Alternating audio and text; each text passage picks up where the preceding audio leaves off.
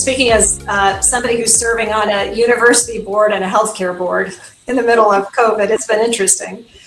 And also advising a lot of companies over the years when they face different crises. The one word that came to mind when you asked that question, Patty, was breathe.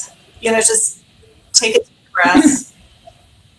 This is the time, as Ursula said, I completely agree with Ursula and Sue.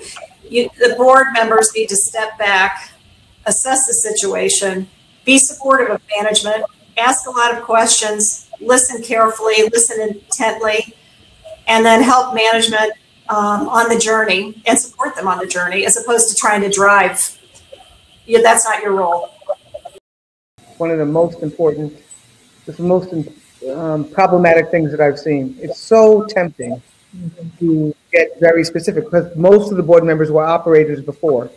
And I tell you what, you can really defocus the management team by making your agenda the agenda, making your interest in whatever, how many masks we're handing out, whether we have the vaccine. All of these questions that are exactly what we want to know are things that I think can be, that have, and you can see it in the management's face.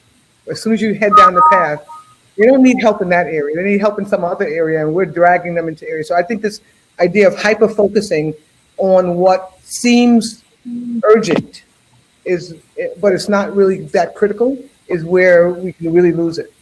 I agree, Ursula, and I think absolutely that is a huge issue. The other thing I've seen is lack of communication, lack of bringing the board along on the journey. It's a huge deal. When you get a small group that's working with management through a crisis, but the rest of the board isn't informed or engaged in some way, you can lose them along the way, and that will create a crisis also.